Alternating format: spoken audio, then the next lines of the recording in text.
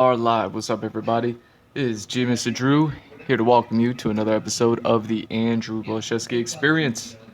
This is going to be episode 321.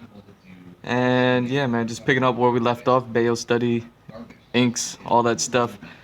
Zooming in on the head, neck, and upper chest area.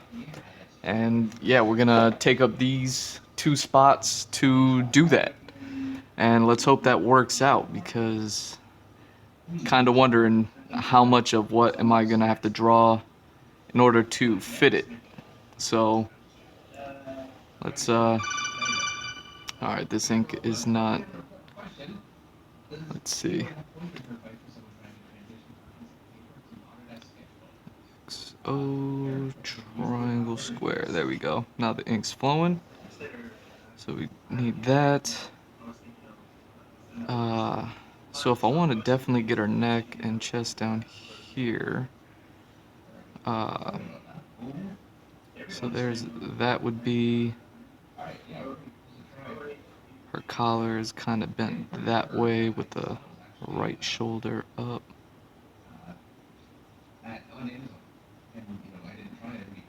And this might be too high up for this, I don't know. I could be wrong. And get her traps, long neck. Head will be turned on a 3-degree or 3/4 angle. So put her head here and 3/4 kind of aimed upwards. Ears and jawline. She always has that pointy chin, pointy nose, streamlined forehead, and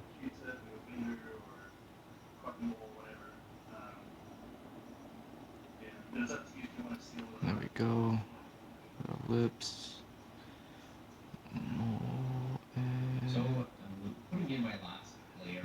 Nostril. And yeah, here's eyes. There's that.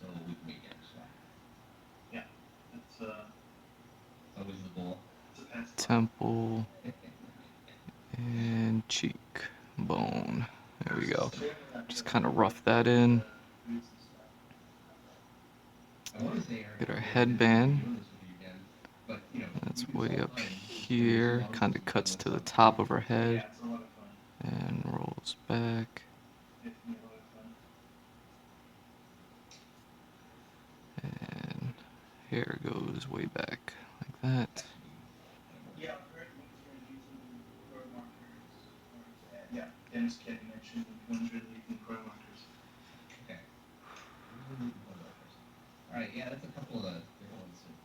There we go.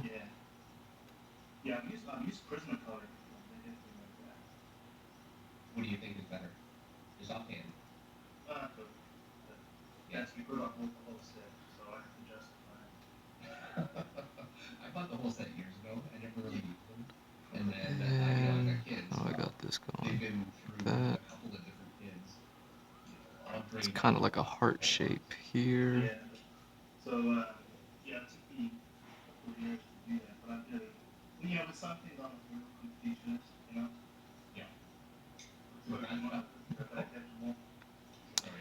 And yeah, this kind of wraps a bit around there.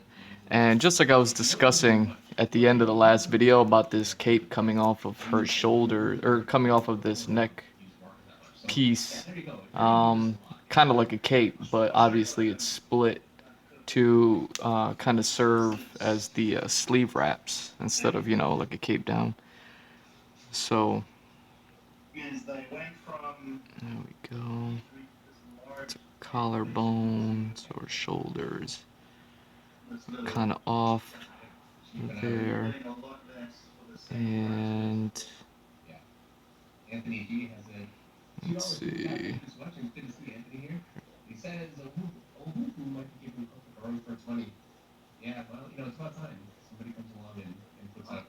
Oh, woohoo. Okay. they're talking about marker brands on there, and I was looking at Ohuhu's. I just wasn't sure if I should or not. They have a flesh tone pack that I'm looking into to get along with the acrylic paint markers, the Posca acrylic colors, so that way I can kind of go over these inks with lighter colors wherever necessary instead of white. Where before I would go over with white and then throw the color over the white paint marker, but the mix doesn't work out. So I was like, all right, let me just get the color paint markers and then I'll use those instead. So yeah, it's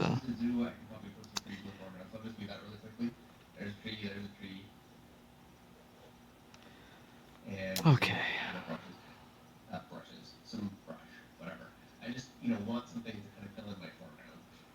So there's that, and then she has the witch time.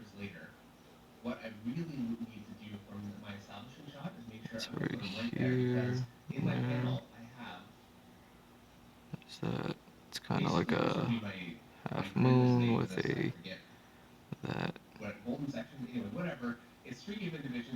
It's kind of like a clock in here. Hammer and sickle.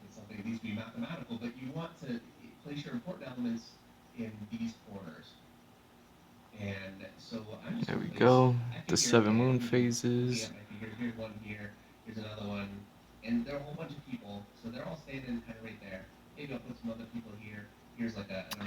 And yeah, this is kind of the way I see this going is like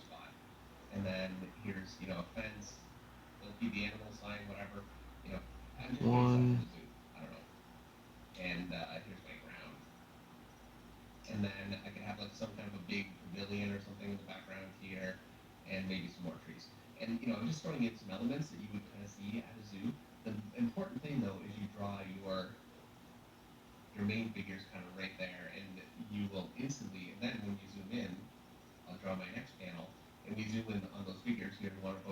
there we go.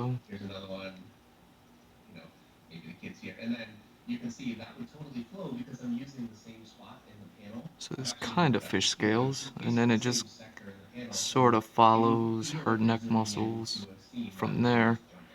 So, you know, got the arteries.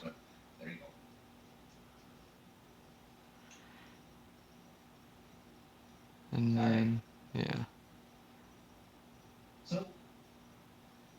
And they just kind of twist.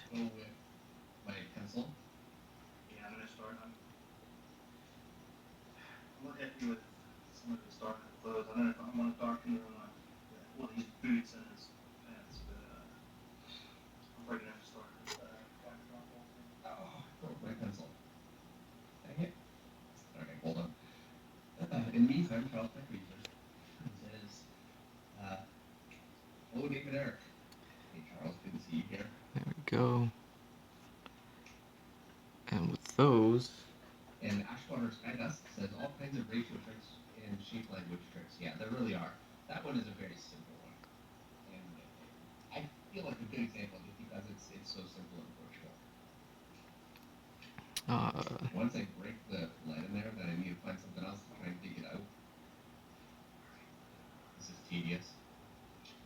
get the cape going.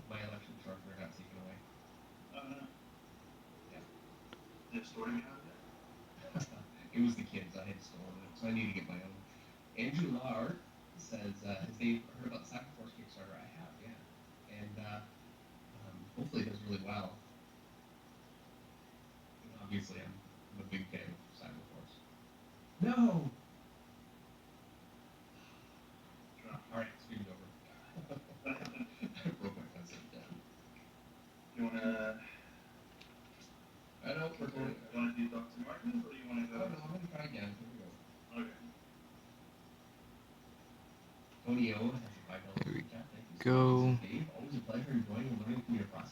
And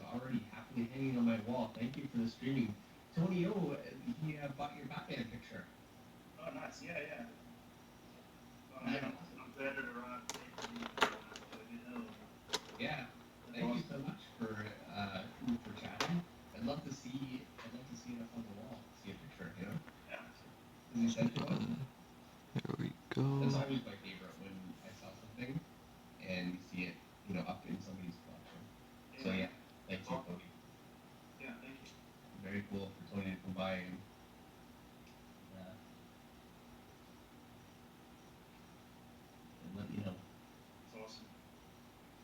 David, I'm using way too much here. I'm gonna just go ahead and start lighting it.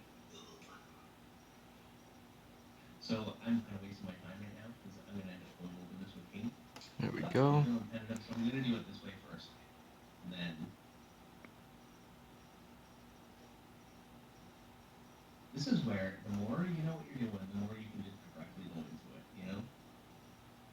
Yep.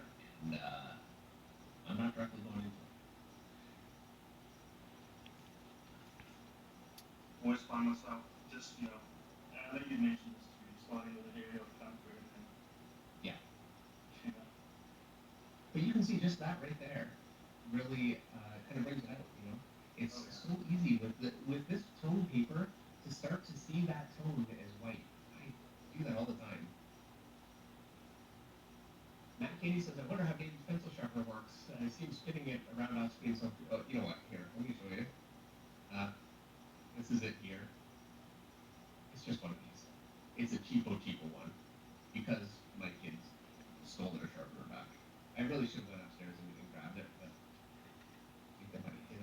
know, Go.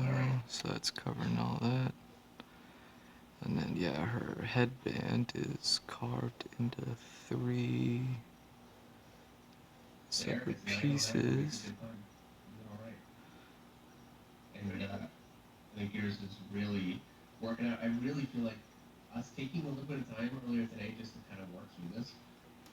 There we go.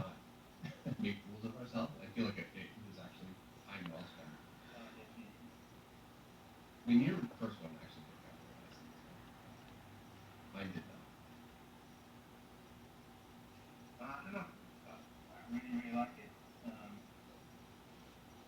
Yeah, it definitely helps being able to, it really is like bungee jumping, There we go. being able to Get the put on twist of the hair right. well, even when we did practice, it can be kind of scary, so And yeah. it definitely helps doing that. And I don't know how important it's going to be to try to capture her eyes or anything like that. I mean, maybe that's something I save for the end.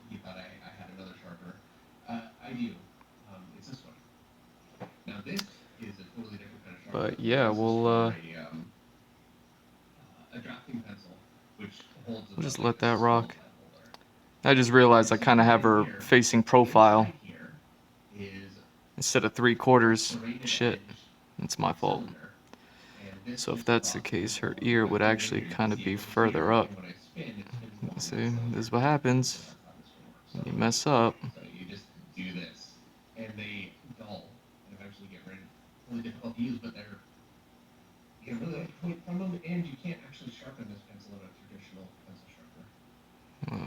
Just a quick fix like that. That'll be fixed in the rendering stage, which we are guns to do. Is there any more that I really need to do? I mean, her shoulders are here to kind of catch the edge of one of those white roses. So if that's the case, He really is good, exceptionally good with color theory, and his procreate is also pretty good.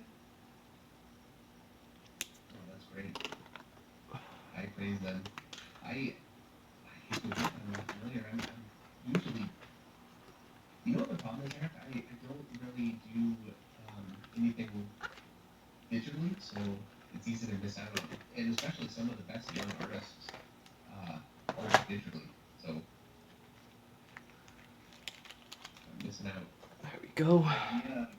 He uses Clip Studio.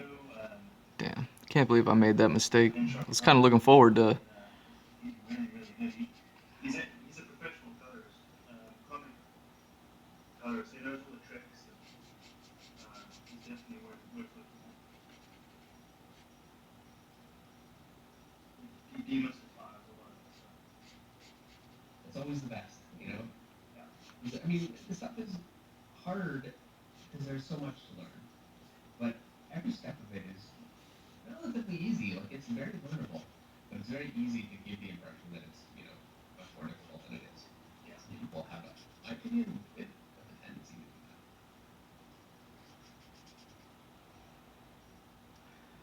There we go. Get our base skin.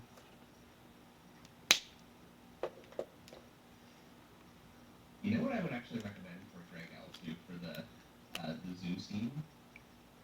Look at Sopranos. I mean, the amount of episodes where they're in an amusement park. I can't remember what season it is, but they keep meeting in an amusement park, and that would totally do it. You get the shot with all the people, then a bit of a closing in shot. I think it would actually really fit what you're looking for. All right, so I've got my light kind of in. I'm gonna try and sharpen my pencil again. Mine actually came with this little No. traditional little. I still have a front of this camera. This is actually red. It's showing up as Orange. I shouldn't have tried to sharpen it. What do you think, Tim?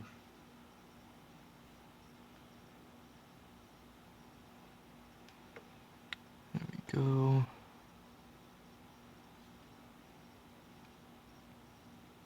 And in there.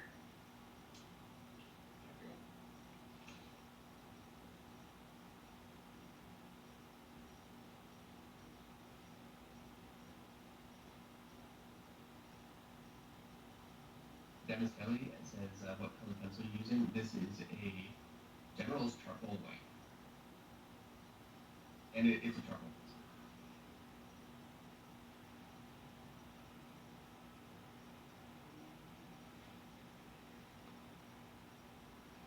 Thomas DN says, the more expensive the pencil, the more readily it breaks. Yeah, irony. All right, that's good. I'm not going to try and more than that. Still starting with. What's that? Still starting with the pencil. Yeah, I'm still using the pencil. No, I got sharpened enough. I'm just going to go with it from there. I don't want to. All right, let's see. How do I do this now?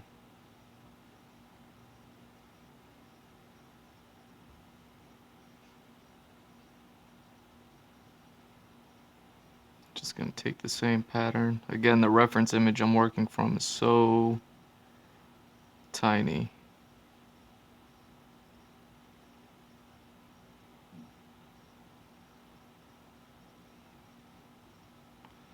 So it's kind of like whatever I can think of. But what I've been thinking is that this is just kind of like the same.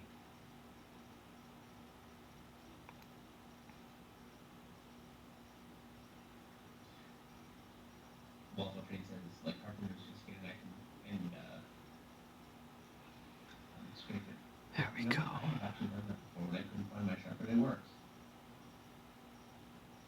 Unfortunately, I don't have one of those either.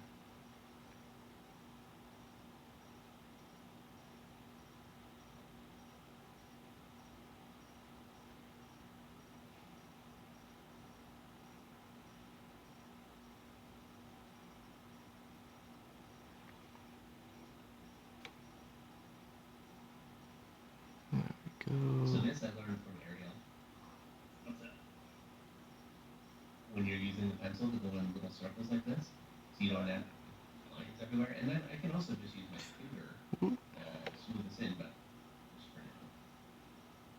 Another thing that I can do is I can go back over this with markers and darken it in. And I might need to do that if I get too carried away here and there. It changes the tone of the markers, and it kills some of the pencils too. So it'll have a drastic effect, but it works.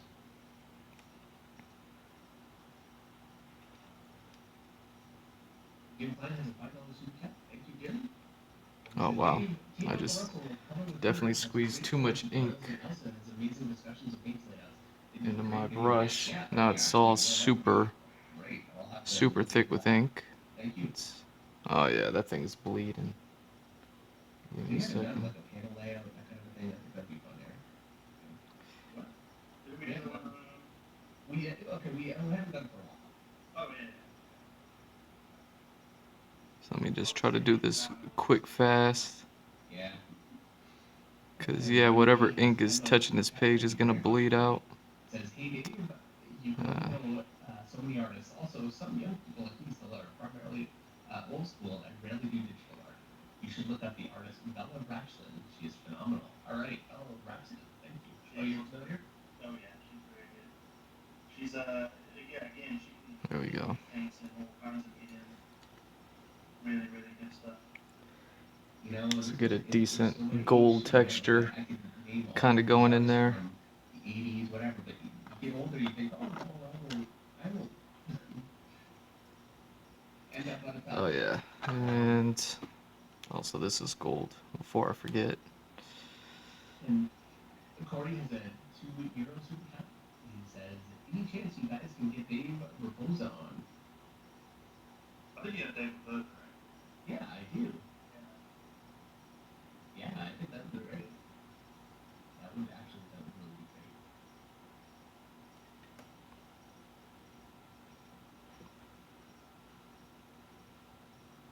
And I'd like to do these more, Eric. You know, like I definitely want to keep doing them. It's a little tough just to because I've got Monday Night Raw and I'm doing this one also. It's not something I can do every week for sure. But and I know Alright. obviously you've got responsibilities Got the too. gold going on in there as well. Whole lot of No. It's been a while, right? It has been. We haven't done it since the end of September or the beginning of September or the end of August, one or the other. It's been too long.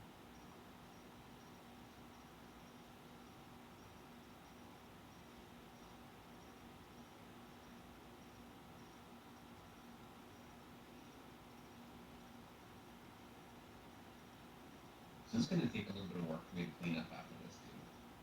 I use black colored pencil on the back end, and that actually made it so much easier because I'm so unskilled using focus. I don't want to resort to that, but What's your darkest coat that you have? well, I've got a whole range. I've got C9 and then 100% black. Yeah, try the 100%. Well, it's more getting some of my darks I want to like here. It's really not very finished looking. Gotcha.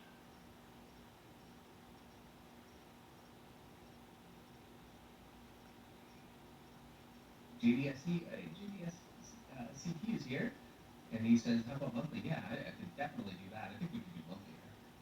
Oh, yeah. That'll be fun. I did have memberships for a little while, and it was part of memberships doing these streams, and I love doing them, but I was so afraid. What if I don't have time? What if I'm like, not meeting my responsibilities to member? So I stopped memberships just because I was having a panic attack about it. But you know, ultimately, I really enjoy doing them. Sorry to sound shaky this pen. I'm gonna put this one outliner in just so I can check values.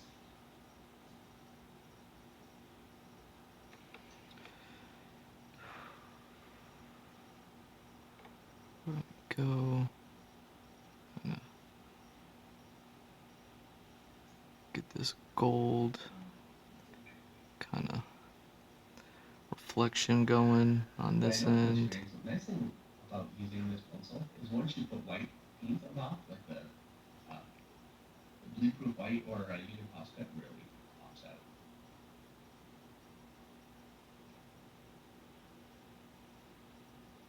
Greg else had art has a $2 super chat. Thank you, Greg. And he says that was amazing. Also check out Art of. I didn't. Thank you. They know each other. Man, Yeah, they know each other and they're very good with Copics and watercolor. And There we go. Iden is really good at he gets a very wide range of colors with Copic. Very interesting. Okay. Get that there. I've been looking for Copic videos online, and I found it very difficult. Now, if you don't know what you're looking for, you just type in focus markers. You're not necessarily going to find what you're looking for. Right. I definitely found that.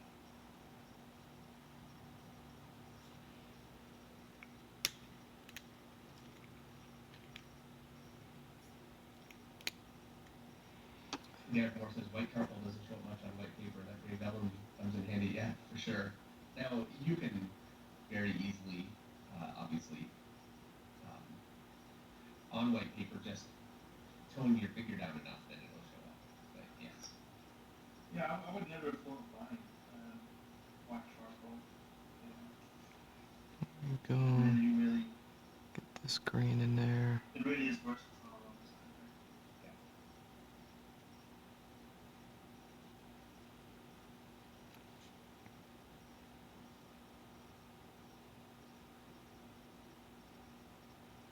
How do you guys get your customer on this sort of thing? Okay, so you can go over them again. Um, this jelly roll 10. Normally, I don't really like jelly roll because it's not opaque. For some reason, on this paper, I don't know, this number 10 works very well. And it says number 10, but I think it's a 0.5 too. But it is pretty opaque on this. Let me show you a little bit. There we go. Just about It's not bad. paper here. It Now handles very well on this here. paper. Watch it not work now. Yeah, Is it not working? no, it is. Oh, okay. Pretty opaque lines. With Posca, for some reason on here, I've been struggling with it a tad. Your mileage may vary, I guess. Maybe I've got a good general. Who knows? But the reason why I'm using Posca now is because we're going to go over, or at least I am going to put a bit of a background in with Dr. Martin's. I think I'm worried that it might not work right over the jelly roll, so I'm just using Posca in there. Anthony G has a $5 super chat. Thank you, Anthony. And he says, if you're looking for market videos, check out Jazza. His earlier videos taught me most of what I knew when I started using alcohol markers. There you go. Jazza, I certainly familiar with. He's got like 10 billion subscribers. Yeah. You know.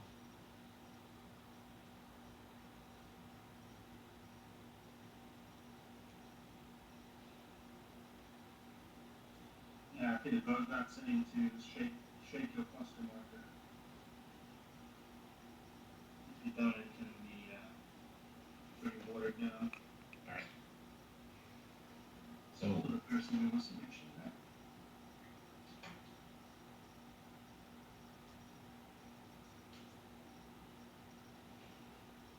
I'm gonna try and soften up some of my shapes in here into the white. See what we get. Damn, that looks incredible. Okay. Yeah, that's really good. Thank you. And it will come together more with a little bit of paint too, but right now I feel like my darks are a little not where I want them. But and I can go right over the pencil with this too, you know, the darker well here, let me find a spot to do it. Like right here, I can go over it and you can see it really just kind of fills it. You need to use a darker color to really get that.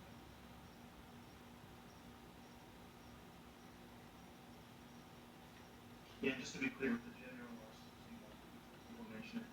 The lower value than opaque that one seems to hit this one. So much of this is I'm used to paint where I can just glaze over and you know if I'm not comfortable with or something, I have more control. Now I think you have total control over this if you know what you're doing.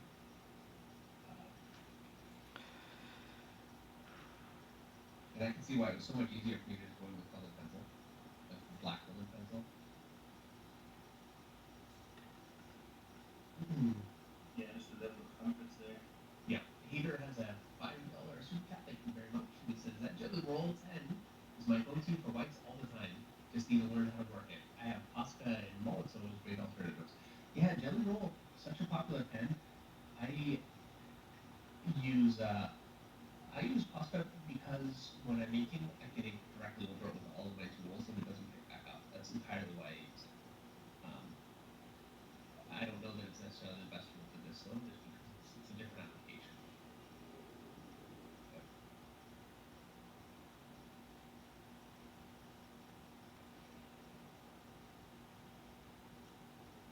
And this is where, kind of going back in here,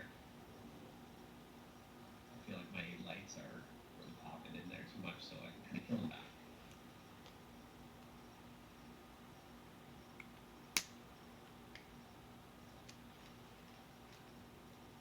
Hopefully make this whole thing just a little bit more subtle. Alright, let's see how this goes. How do you draw on a flat surface without hurting your neck and back in front of the table? Yeah, or draw on the couch, which is what I do. I don't actually normally work on. The only time I'm ever at my desk like this is if I'm painting. I really can't paint on the couch, but or if I'm doing a stream like this. Otherwise, I'm on the couch and I work with a lot more because it is very tiring on your neck. And I'm actually also I'm not working on a flat surface. My camera is attached to the surface, and I've got an angle the same angle, so it hopefully reads as flat, but it's not actually flat. Yeah, so having the camera up here, so the camera, let me show you where it is. Yeah, because you'd have to move the camera to show you. Yeah. But having it where it is, I'm kind of working, I'm not directly above the paper, which is kind of weird. It's actually affected some, I don't know if it's ever happened to you, Dave, but because I'm looking at an angle, my fingers are very stretched because I'm, Oh, right. there's an angle issue there, so I've got to kind of shove my head under it, but I don't want to have my head in front of everyone's view here, so. Do you have a mirror, Eric? Yes. Okay, well, putting a mirror up to it would solve it. Yeah. I was gonna crack a joke about vanity, but yeah, that or holding it upside down, I guess. Thomas Brock says, ADC Art Attack is awesome with alcohol markers.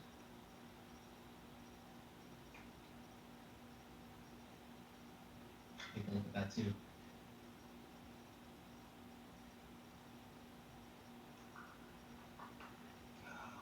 There we go. I feel like I'm using 5 right now, kind of soften, and I feel like it's working. Yeah, here there is. Yeah, your range of values is great.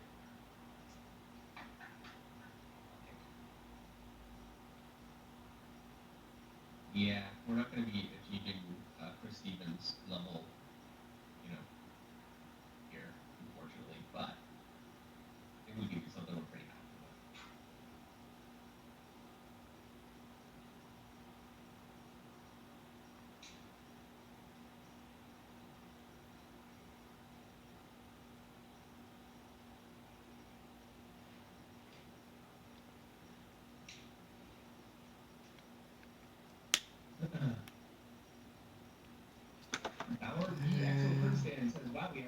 How big is this? It's the size of the circle here. Oh, this is actually kind of perfect because it's so hidden in the. I get at least one of the roses in there. Well, I'm doing it now, but yeah, I thought this would be a good one. I was very excited about it. I do wish that I was a little better at it, but Okay. such as it is.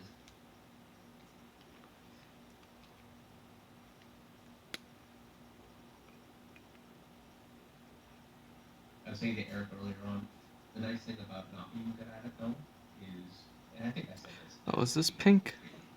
Yeah. Whoops. I personally find it very helpful to see people struggle because, I mean, it makes you feel better, but it's not why. Because when something is, when you know how to do something so well that you just flow through it, it's not realistically how the experience is going to be for someone trying it, Yeah. Like, I don't care how much somebody explains something, it's not going to be that way when you try it yourself. And it can be very frustrating. You feel like you're doing it wrong when you're really not. You just need to get that level of subtlety and control, and it just takes time. I mean, yeah, all these artists that we all admire, I mean, they've gone through the struggles too. A lot of times we see a finished piece of art and we base least how we draw off of that. It's just fun accurate. They spent their time on the struggle bus. Yeah. Say. Yeah. It's my favorite vehicle, the struggle bus. But yeah, definitely. Yeah, I agree with you. Seeing someone struggle is very helpful. Story by Osmosis has a $5 super chat. Great to see you here, by the way. And he says, "Hey Dave, have you ever combined ink line art with this method or colored pencil? I imagine it's too much a clash, but we'll probably run it test." It is not a clash. Now, I haven't done it, but Chris Stevens does it. And another reason to check out his Instagram because, yeah, you would not believe what is possible. And that's something he seems to be really kind of experimenting with more lately, is doing more of a fully inked drawing and then doing this on top of it, and it's working beautifully. As opposed to something that's purely tonal.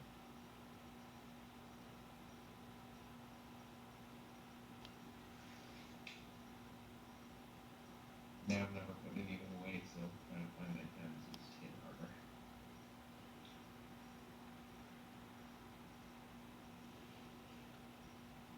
So I'm using a 9. This is an 8 here.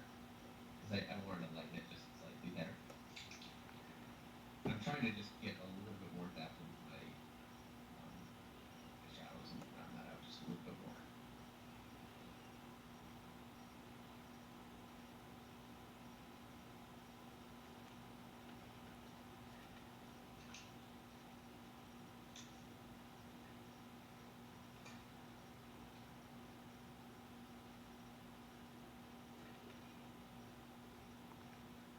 Keep trying to want to put my hand over it like I can blend it. Doesn't work that way.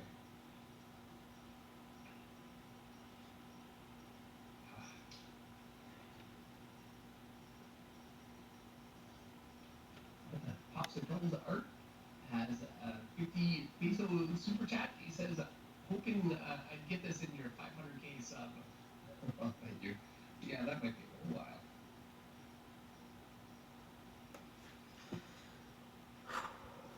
There we go.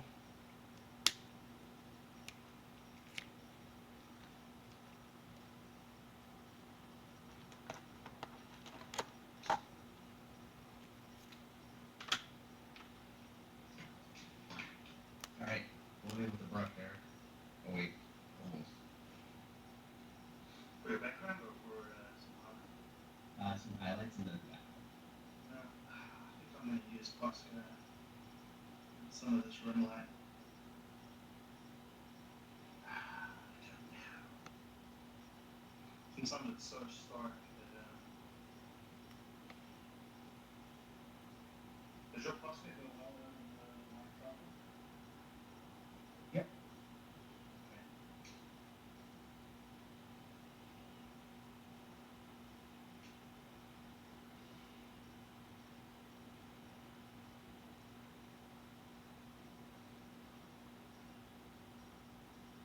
Really is scary to pull the trigger on that one. Yeah.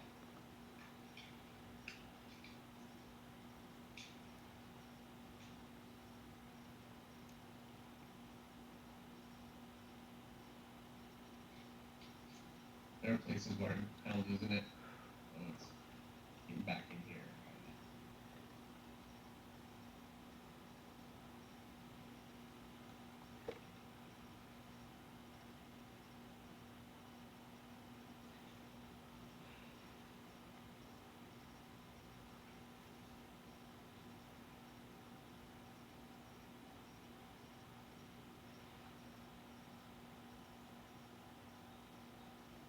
All right.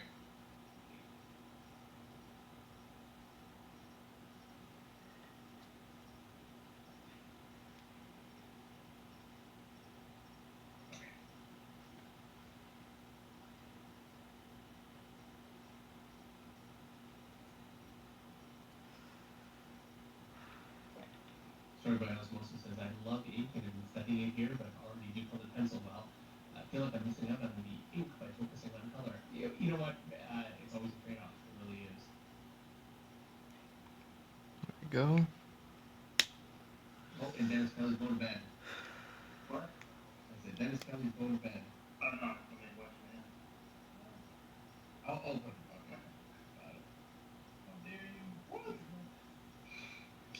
So, get a little water here. That's a little too much water. Shoot.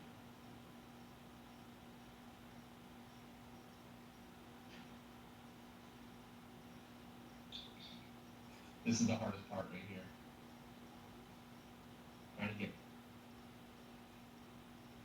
Oh, they're right at offensive fatigue. And if you put it on, it's too much. It's really difficult. There we go.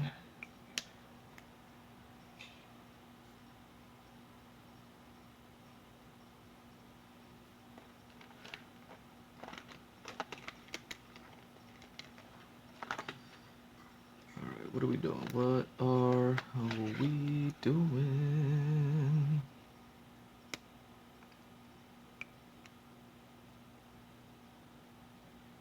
Oh, that's right. I still need to get the sickle in there. I'll have to go back and see what that looks like.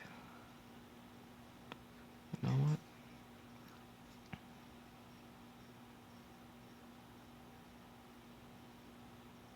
This is the Dr. Martin's Brick White. Yeah. Areas.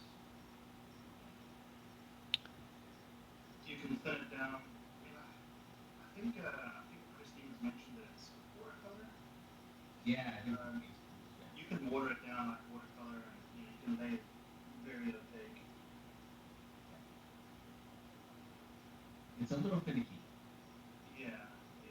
In the sense that I'm sure it's not. If you use it all the time and you know what to expect, then it's not. But you don't. So Yeah, it's new to us. It's new this way. Well, it's new to me, totally. But I think folks use this with their comic art, right? yeah, this is actually designed to be used for inking. It's fixing mistakes with ink. I don't use it for that because it's great. It works great, but inking over it with a Tombow or with a Micron is incredibly difficult. It just picks right back up. Whereas the Posca, which is not as good, truthfully, it's harder to cover, and I see definitely it gets some people saying yeah it's not really that great, and I totally understand because it's not some way. What it is to that is allowing you to warble, and with the way that I work, that's a really important thing for me. So Russ said I'm scared enough to want to do that. Yes. Alright, I'm gonna have to scroll back a few pages and see what this, the hands on the clock look like. I did that here back on this one, back when I patched up this page. So, okay. So nothing crazy. Okay, that's a good question. Which one is the right way to put background? First sketch character or first sketch background after character? Please tell me, anyone. With painting, I think it's better to put the background in first. Right, but this is not painting, Yeah. and because you can't go light over dark. I mean, I'm doing that right now, I guess, but for the most part, you can't. You're better off to do the figure but in the background behind it. This method. Generally with painting, though, yeah. There we go. I pretty much always end up doing.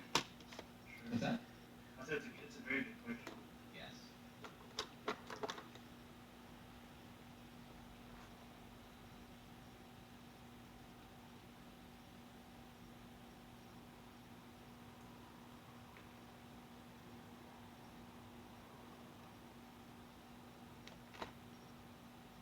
Yeah, it would be nice to put a background in here, but just in the interest of time, I guess. Just, Okay. Now what? won't take too long. Yeah. Oh wow. You know what I didn't think about? Her rib cage here. So it'd be like a little bit of something there.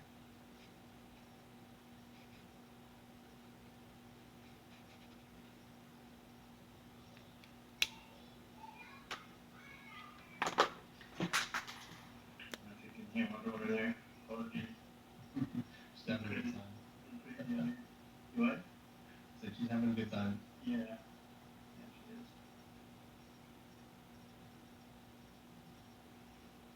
All right.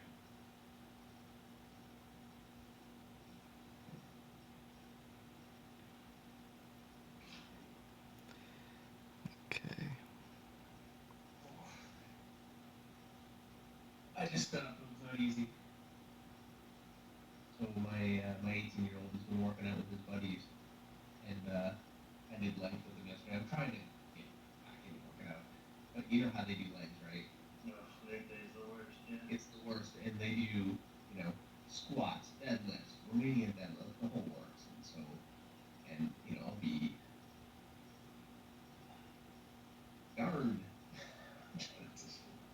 You want to say that? Anyway, so yeah, I did it all, and I did the same weight, and yeah, paying for it really badly right now. Next week will be I need to get back into working out, but yeah. I'm using the pasta now, and because I'm too impatient and I'm not letting it, you know what? I should probably do work out here instead. Okay. Eric Hansen says, David, who can do more squats, Daredevil or Nightwing? I'm gonna go with Nightwing.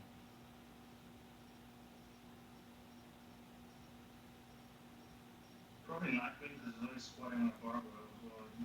Yeah. Well, so is Daredevil. You have to do that, yeah. To squat on barbells, you have to make sure your quads are legit.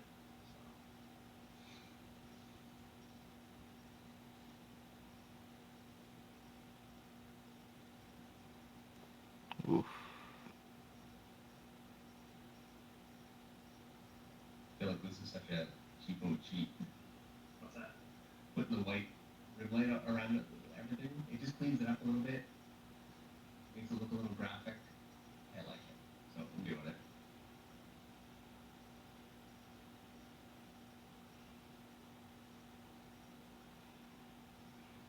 Go with that one.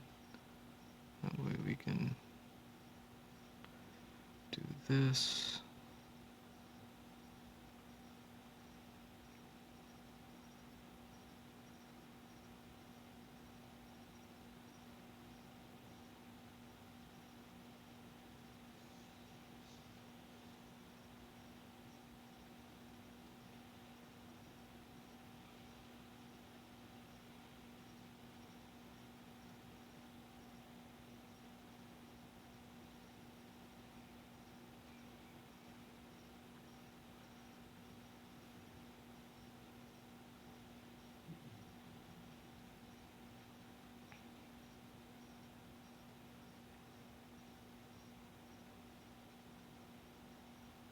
Ashwater Skyda says classic graphic effects can still be funny. Used to love that stuff in like Spawn back when I was a kid.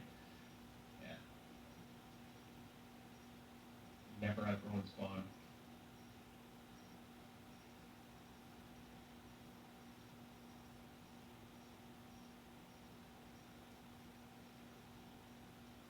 So Eric, you're using a brush for all of your outline? I use the Posca to do that, and then just using the box marks to paint the background in.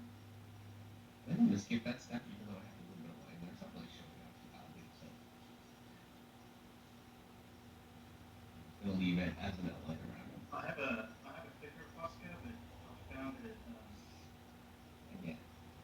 I check if Poscas are water based because if you put down a lot of Posca, it kind of starts wrinkling the paper and Yeah. it didn't work very well for me. So this works a lot better.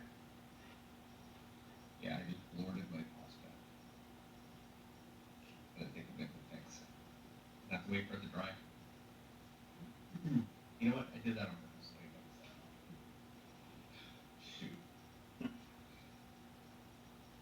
I should not stop using this one. I'm gonna switch. Just use this stuff. Just done this in the first place.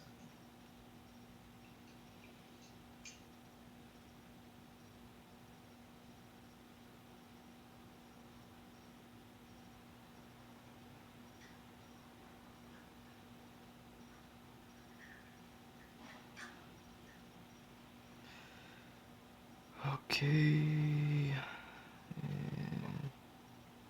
Looking at it, some things are just kind of not really driving for me, so.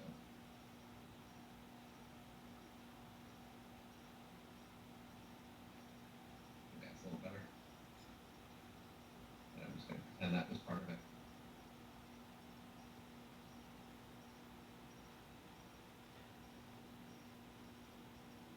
Or if you're using a bigger brush, but it,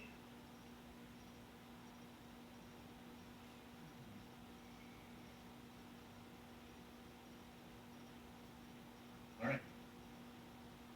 yeah. Yeah, pretty much.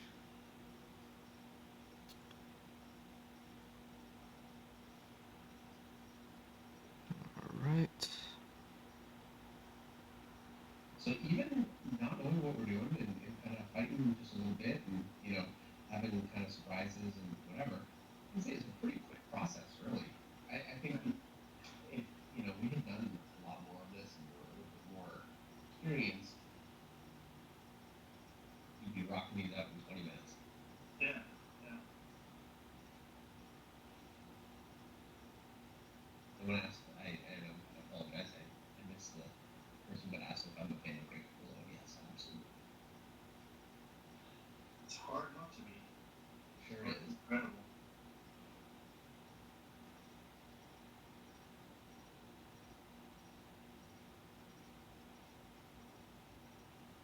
And Thomas the End says, are these value studies or is color coming in? Well, these are just value. We're taking the pluses one step at a time. I really would like to do more with color, and we will get there. I find this is more difficult for me than paint, Eric, because with paint is more forgiving for me. Whereas with this, because it's a lot more like watercolor, where you have to be very careful where you put your darks. You can't really. It takes a little bit more planning. I think it's easier if you are good with it. But Yeah. right now, I find painting to be easier.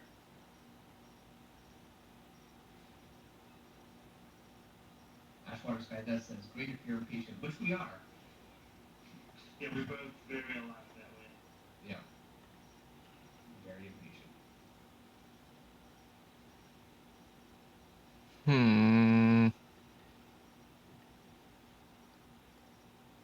Rich Ware says, looking good too, Eric.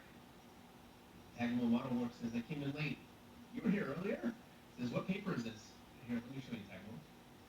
It is Total Gray Mixed Media 400 series, and it's a vellum surface. This is 9 by 12 inch. I got a larger one too.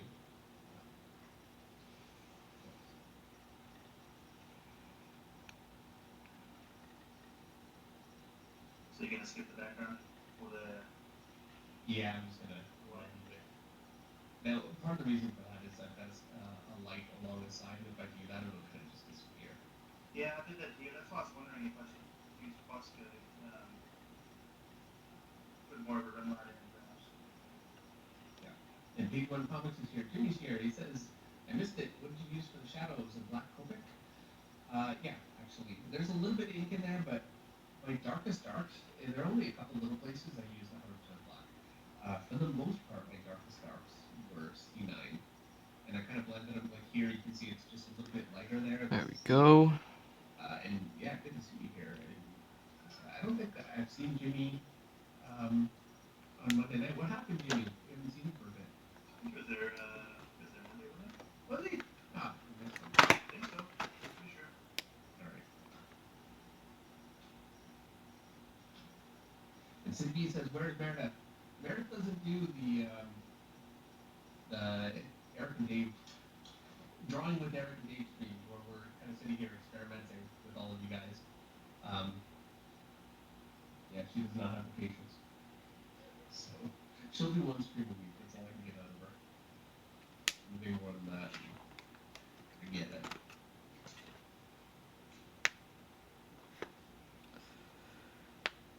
All right. Got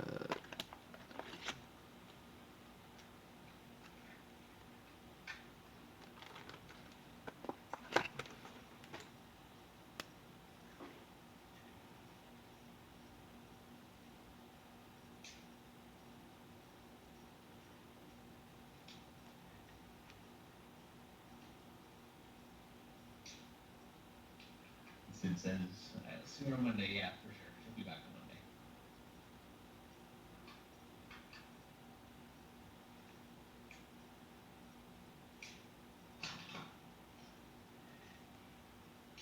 This is where, if I sit here too long, I just end up like, oh, put a little thing there.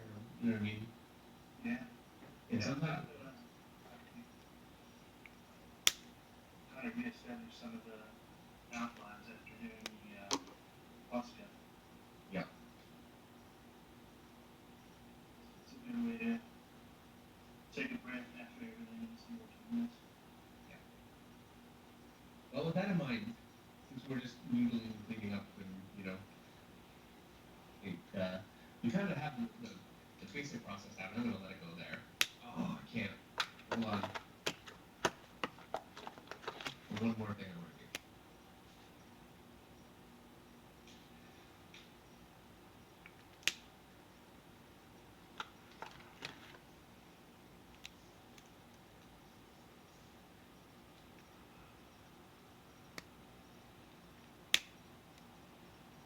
That's bugging me.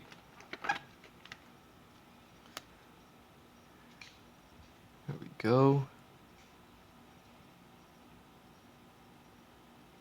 And then I think the C3 will blend it together, and then we're out.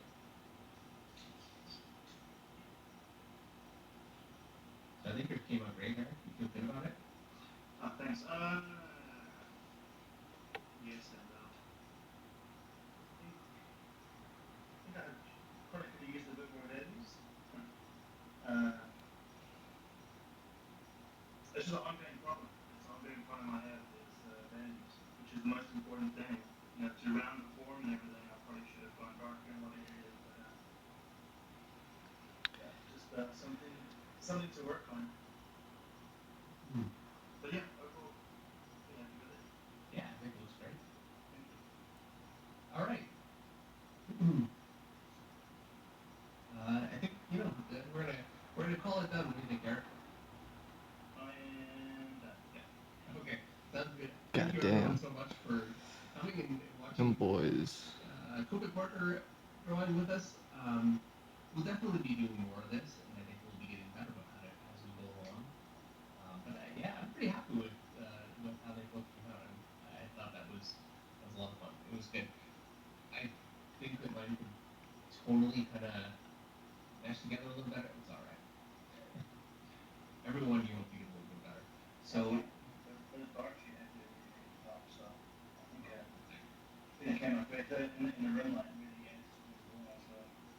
I worry a little bit that I rely on rimlight a lot just because it adds so much that I'm not getting otherwise, as you can see. So it's a bit of a cheat, but since it works, I'm going to use it. All right. Well, thank you everyone so much. We'll see you on Monday for Monday Night Talk with Meredith and Dave, and I'll have a new video coming up actually very very soon now. It should be very soon. All right. I don't want to throw in a day and then miss it.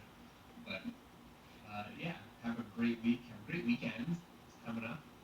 And we will see you guys next week. Good night, everyone. Good night, guys.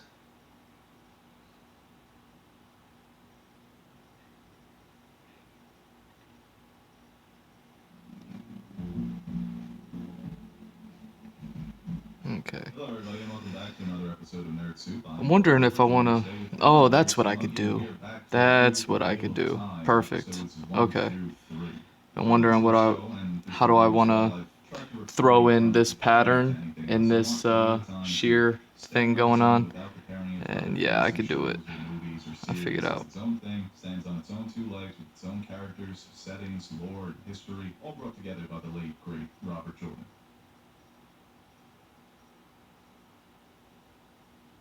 What do you think? You think The Wheel of Time could be the next Game of Thrones? It's Bastard Executioner.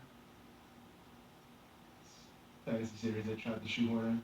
Oh man, so that's not a good thing, huh? No, that was fucking awful. Oh wow. This isn't bad though.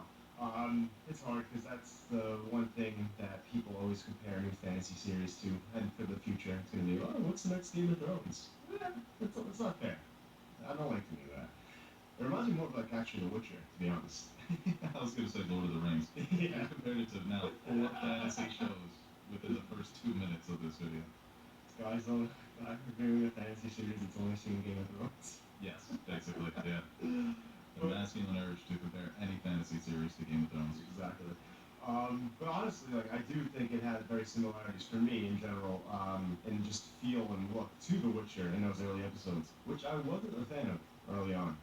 But obviously with most shows, you give it time, and the more you get ingrained with the, I don't know, the world that they're trying to build, and it becomes less confusing. You're not playing catch up, and as the show progresses, you hope that like it helps you immerse yourself into this new world and this new story they're trying to set up. And as that happens, typically that's when I think fantasy shows tend to really stick and pick up for me. Because it is hard, not knowing any of the source material as it is based on books, to kind of jump in and be like on board right away. Because I think it does take time to kind of familiarize with everything they're trying to set up. And in the first 3 episodes, I think that's impossible to do and give a fair assessment on.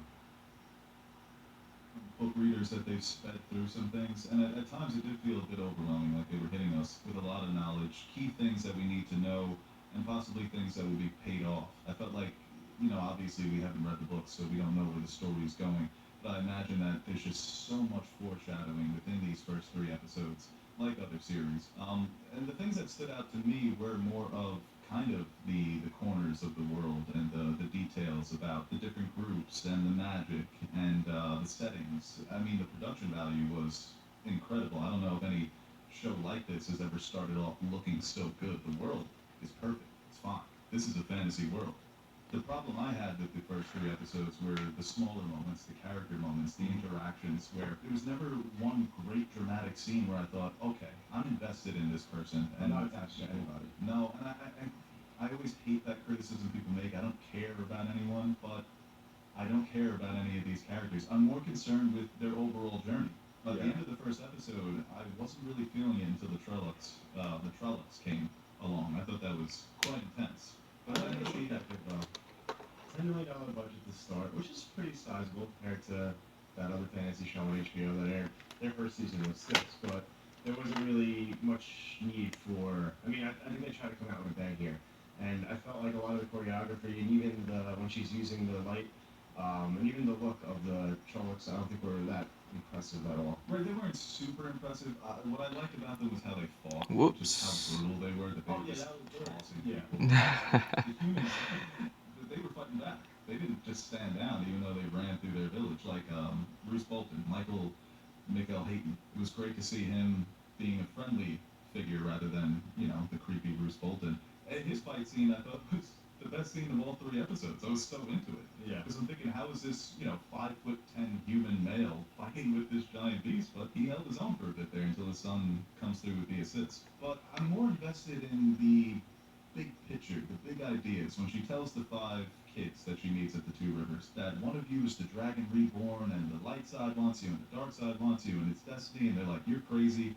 And then she's like, we need to go on this giant journey to the White Tower. I'm like, I love a nice journey. It's a nice quest. That's what, yeah, right, a quest. And I think I'm on board for a lot of those aspects of it. But I think, like I said, it's hard for me to fully judge it at the first 3 episodes. Because, like I said with The Witcher too, a lot of what I didn't like early on was just that I was so unfamiliar with everything, and I think it's hard to adapt and kind of portray a massive world. And by the end of the first 3 episodes, to have the viewer be like, oh, I know what's going on here. Sure, you can pick up certain things like the light and the dark, and it's things we're familiar with, I truly have no idea what the fuck is going on. I don't know who the sides are. The white cloaks, I had to do some research. So looking up the white cloaks, learning that they're a cult of the light. So even though that you have the dark one and you have the light, it doesn't necessarily mean good guys and bad guys. So even the character Moraine, played by Rosamund Pike, and that's the reason you get star power. You put her in that terrible wig, even though she's not a brunette, because I think she's the character I'm most invested in. That was Rosamund Pike as a fucking witch. So he's awesome. right, yeah. Mandragoran. They're good too. He's just cool. I like their vibes. Yeah, ride or die. I want them to come up to me in a bar and be like, hey, we saw you from across the room, we dig your vibe. You might be the dragon reborn. Yeah. Just kidding, we want to have sex. I'm more invested in her journey, even though she's trying to guide these kids, and obviously she's got the eyes to die and whatever they want to do, but she seems like a character who's maybe bit off more than she can chew, and then she's going to realize that the partnerships and the relationships that she's formed with the Aes Sedai, that not everything meets the eye. That she Right. may learn more about the complexities of all the machinations happening in the shadows. And that's intriguing to me. Yeah. Like the Aes Sedai, like just like what they are and what they represent, and kind of like we don't get too much, and I still don't know really what they do. But like finding out, like getting to the White Tower and the Sisterhood, like kind of this, like this group that kind of has this power. Like that's stuff that's like okay, that's cool. Like I want to see more of that, and it's gonna keep me coming back week after week. But you know, I just yeah, like you said, like I just really don't know what's going on for the most part. Yeah, with the Aes Sedai, I mean, the wrinkles that they gave us, where there seems to be some sexism within the organization. Right, That because if men you can't, have the what would I call the power, the source, right? And you can touch the source. or like when the male carriers, that drives them mad. Right. And we saw that like in the beginning of the first episode, where the guy thinks he's with a friend, but he's by himself. And I think there's certain, you know, like you said, within the light, there are certain people who think, oh, well, we should kill all of them, and some people don't hold those beliefs. So that's another interesting wrinkle too. Like you said, it's not just light, you're good, the dark is bad. Like like Star Wars, you know, light side, dark side. There's and like in Star Wars in some aspects, but like there are factions within the good, quote unquote good, that have different beliefs. So Yeah, like even going back to the scene when they run into the White Cloaks, I think that was the most tension I felt through any of the 3 episodes, because of the scene where you see the Questioner killing one of the Aes Sedai sisters, and he eats that bird that makes him bleed. He was great, actually. Yeah. He might be my second favorite character. it's your mouth, but not too much. I know. It's nice. I want that bird. Right, yeah, he just seasoned his bird with his own blood. So he's hardcore. And he represents, like we said, that cult of people that don't believe in magic, even though they believe in the power of the light, and they feel that they're on the good side. They're at odds with the Aes Sedai, obviously, because of the way they abuse their magic. And like you mentioned with the opening sequence, maybe that makes a good point for the White Cloaks, right? Look at the way that they treat this male. Maybe you want to get him help rather than taking his life. So there's a split there as well, where Moraine is not only battling just dark forces, but people that she may trust. You know, she may have to make some tough decisions moving forward this season. As far as like the actors and performances, I think like I said, Rosamund Pike, that's the appeal. She's fantastic, but I really, no one's really wowed me yet in terms of in that aspect. So like, I guess the kids are the main characters. You know, Right. the 5 and the Knave, Egwin, Just, no, I'm not gonna lie. I'm not gonna try to pretend that I know everyone's name yet. Egwene, Rand, Perrin, and Matt. Yeah. Matt I remember. And apparently he butchered his wife. When she's like, the Trollocs killed your wife, and he's like, yeah, they did. Those bastards. I hate the Trollocs. I hate them so much. I think that's a deviation from the book too. Interesting. I saw someone on Twitter about it. Well, you know, I'm thinking that the dragon, to me, Rand gives off the most He was set up as dragony. Yeah. He's got the red hair, I guess. Dragons. Right. Fine. I think he was like the first one they showed, so like in my brain, I'm like, oh, he's the main character. These are the characters that you really need to flesh out, because we need to experience this journey with them. All these emotions, you know, the confusion. Obviously, they're small town kids or small mountain kids but I never got the impression that they weren't familiar with the larger world. You know, when you're going on one of these quests, everything should be awe-inspiring, even if it is terrifying at times. Like Finn in Star Wars, you know, he's constantly on the run, afraid of everything. But that look of wonder when he sees a new planet or a new place, I never got the sense of that, even though the scenery was kind of amazing. So these characters, they weren't very grounded, and they can become grounded as the story unfolds. I definitely think they got better from episode to episode. I see like a steady progression of like quality. So Like the episode with Matt and Rand in the bar, to me those were some of the stronger scenes with those characters, when they have to deal with that another cultist, a friend of the dark. That was scary the way she's the guy, the fucking dude is scary. No, when she was like, I called one of the eyelets, I was like, why would you do that? He is scary. Yeah, I don't like him. Reminded me of the Night King. Can't cross the river. That was also scary. But yeah, like when adapting like especially a fantasy series, I think like the most important thing is obviously world building, and the characters have to be strong. I'm just waiting to really latch on to one of them to be like, okay, here we go. I can fully invest in this world because I can invest in you. You gotta be my guide through this world. Exactly. And I think some of the emotional beats do hit between Rand and Egwin. I feel like some of that can be like I feel like a lot of the chemistry and like relationships between them seem a little bit not disingenuous, but almost I don't know, it doesn't feel real yet to me. Yeah, no, I definitely feel that. And I think like the moments between them, I don't think they're bursting with chemistry, but just that small quiet moment they have when they're both told to wash the dishes. Scenes like that. And we've gotten a lot of scenes like that, but they just haven't been that great. They haven't really trapped you emotionally just yet. Mhm. I think like what Mandragoran does for Moraine, that he sacrifices or he risks the mission in order to get her help because he's connected with her. So if she dies, he's probably going to die too. Mhm. So their relationship was probably the one that jumps off the screen the most. That these are two people who have been together, that trust each other, Right. that love each other. You can tell that there's a strong bond there. When he rushes to grab her after she uses her magic, which I thought was a great shot, doesn't care that the building's falling, dust particles all around him. He's just going to save his friend. I think like this is crazy. It almost seems like the color grading. Is it too HD for you sometimes? Do you ever get that feeling when you're watching something?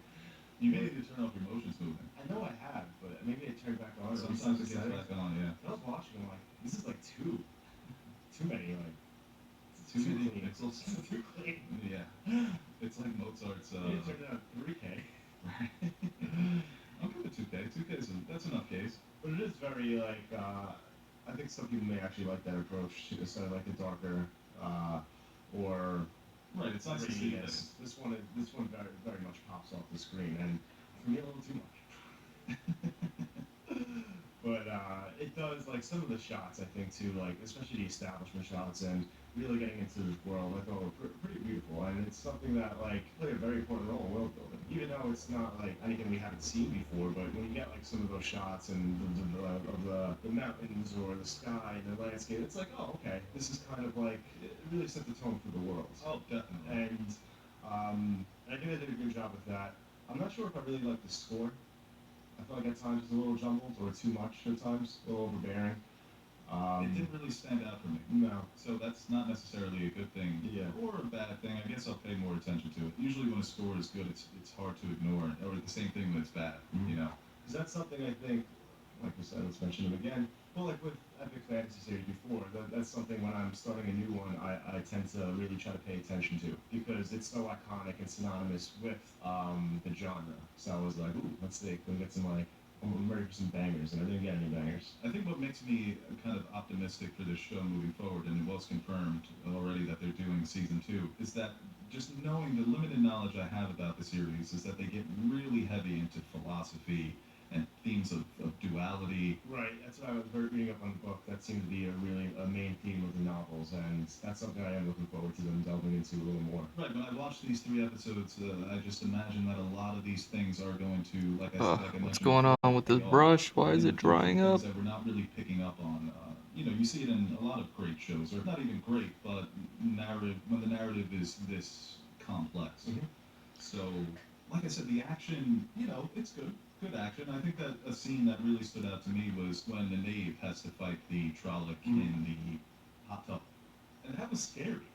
What do you see this hulking beast, and then he gets in the fucking water, he's just poking at it? I would be like when they're first coming into the town and they're just rolling through. At first, I thought they were just a couple, and then like as the scene progresses, I'm like, there's like 100 of these fuckers. It's like, yo, what do you do? They were trying to scrap, man. They were like, just like feast on this, and then like they also have and just like poking this fucker. They just had pitchforks and fucking. No, she bailed them out there at the end. And classic, we can't trust a strange visitor.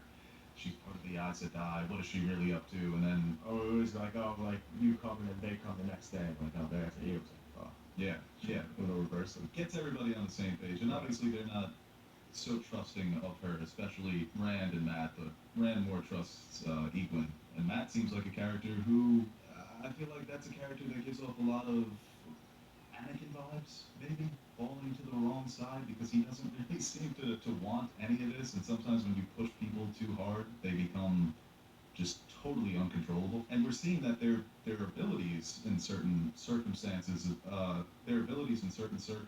seem to be developing. Like when Rand's able to break down that door. Where the fuck did that come from? So it looks like a lot of their powers are going to be developed, and I wonder how they're all going to handle that. Great power comes great responsibility.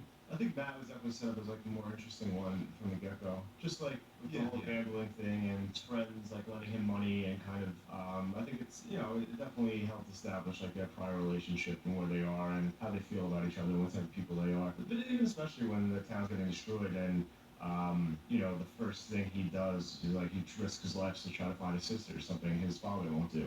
Right. So I think that's a character, like you said, like maybe you get some of those vibes, but I think from what they've established early on, you can tell like these are all just good characters, or good people in this world. But Right. it depends how they get manipulated by as their journey continues, and the more they find out, or the more they run into, or the more they discover. Yeah, because so many different groups want to get their hands on them, and it's not even a guarantee that any of them individually will be the dragon. It's a gamble. The friend of the dark friend was like, "I'm just gonna bring two of you to the dark one, and I'll become famous." What people do for clout in this day and age is just despicable. But her character, a brief stay, but we get an idea of kind of the small town perspective of what people are willing to do to get out of the cycles of being in the dirt. What are you willing to do to escape that? And we see that she became a cultist for Voldemort, essentially, because her life sucks, because she's tired of hearing the same stupid jokes at the bar. That wig, though, star power, but Jesus, my goodness, that is a terrible wig. I didn't really notice. It's not something I really pick up on. Wigs bother me. Yeah, I've become a big, good at spotting wigs. Well, it's not that hard to spot that one. Marilyn, the singer, made a very lasting impression. And he's got the classic swagger of an explorer, an adventurer, someone who probably knows way more about this world than the kids do. So, and once again, even though he presents himself as a hero here, he's got a lot of anti-hero swagger to him. So, but when push came to shove, he threw a knife through that girl's head. So maybe it's he who wants to bring these two to the Dark One, right? Maybe it's him. Could be. I don't trust singers. Why's your voice so good? And you're like, oh, you're so narcissistic. You're like, oh, I'm good. I'm gonna do this for other people. Not buying it. That'd be Teddy in the fantasy world. There's not a lot of options there. I can see Teddy being a fantasy world singer. But I think like I'm definitely, like I said, I'm definitely like on board. I want to see where everything plays out. I think what interests me most is, like you said, like when they fully dive into a lot of like the nuances of like the light and dark, because that's what really caught my eye when we were reading up on it. But like I feel like what you try to do, especially with the way they were releasing it, first 3 episodes, I think that helped immensely. Because I think after 1 episode, I was like, okay. But after 3, I think you can get a feel and you get more familiar with a lot of aspects, and you're like, okay, I can see myself at least riding it out for the rest of the season. Without a doubt. But I think you made a good point about the nuances of the magic of this world. Right now it is so black and white. What's going to be that season 1 moment where our perspective is totally flipped, where it's that moment where you tell your friends, you have to watch this show because I know where it's leading up to. And obviously any great show will have several of those moments. But I think that there's so much being set up that you do have to be a bit patient. Fans have criticized that it's moving along too quickly, and someone who hasn't read the books, I felt that way too, that there could have been some smaller and quieter moments. But I think you said it best. I'm on board for the rest of the season, and I need to withhold judgment before it's all said and done. For at least this season. Yes. Fair.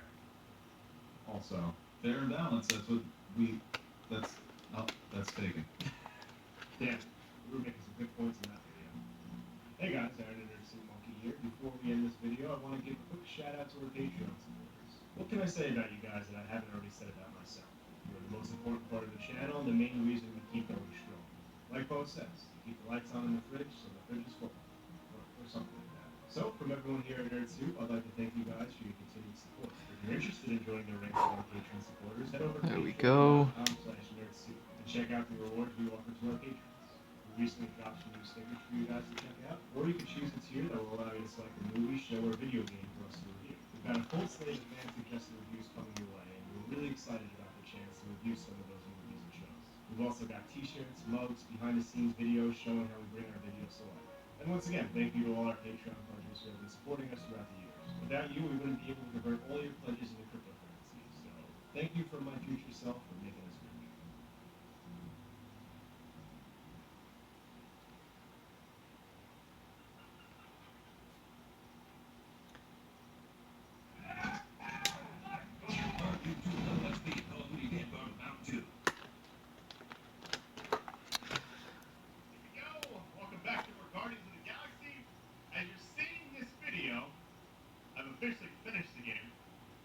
I'm not sure how many more parts it's going to be. I'm still editing the rest of it, but thank you guys for liking support. And if you want those last several videos quickly, you know what to do. Love you all. Let's get this. May as well put it to good use, right? They ain't using it. Man, 10, 8, 2, 10. Let's go. why doesn't... Actually, a lot. All right. Got a couple options here. For 9 out of 15, 25%. That's such a situational thing. There we go. Soup, okay, components, not worried about that. It seems like something you just get to have. Alright, you know what? Can I can't get all these. I need, like, a lot more of both. I could get 2 of these, or I could get the top one, which dumping at the last second. See, that's the only thing about this, is I don't quite see this being useful. Because the way I play, I'm summoning people's abilities over and over. I'm flying around. I'm not next to anybody doing like a lot of combat. I just feel like that's not going to be useful. After a jet boot dash,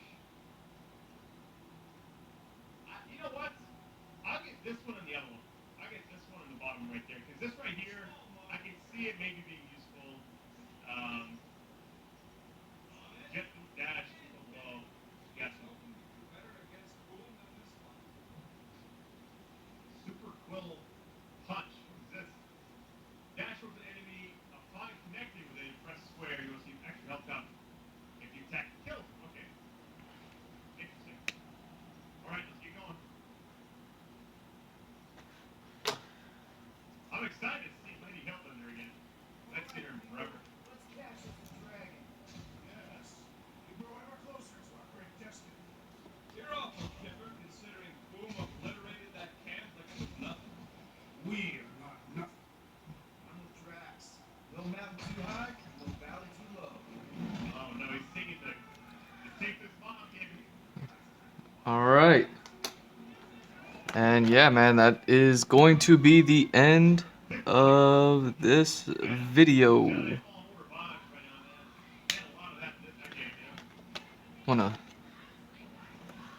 got the zoom in, so I'm glad we got one of these roses that I keep here, or rose-like things. Glad I got the gold thing around her neck just to continue that kind of rose-ish pattern, but then kind of gold, following the anatomy and the muscles and all that other stuff around her neck.